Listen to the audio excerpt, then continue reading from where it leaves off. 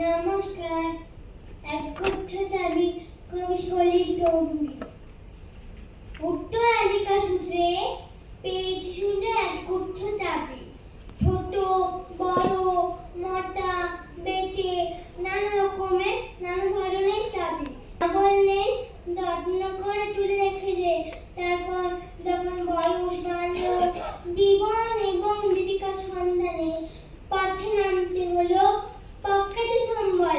শুরু সেই এক গুচ্ছ দাবি। ছোট বড় মোটা বেটে নানা রকমের নানা ধরনের দাবি। কিন্তু যেখানেই যাই সামনে দেখি প্রকাণ্ড এক দরজা, আর তাতে ঝুলছে প্রকাণ্ড এক তালা। পকেট থেকে দাবির গুচ্ছ বের করি।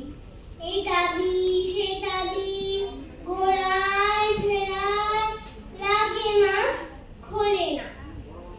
শান্ত হয়ে ঘরে ফিরি, মা দেখে আর হাসে, বলেন ওরে তোর বাবার হাতেও ওই চাবি দিয়ে ওই দরজাগুলো খুলে নে।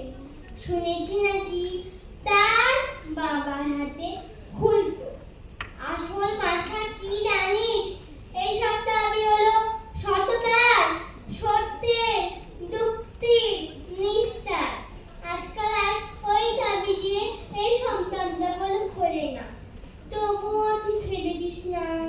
তুইও যখন তোর দাবি তোর সন্তানদের হাতে দিয়ে দাস এইসব দাবির গুচ্ছ, হয়তো তাদের হাতে, হয়তো কেন নিশ্চয় তাদের হাতে একদিন ওই সব সততার, সত্যের, যুক্তির, নিষ্ঠার দাবি দিয়ে জীবনের বন্ধ দরজাগুলো খুলে যাবে, খুলে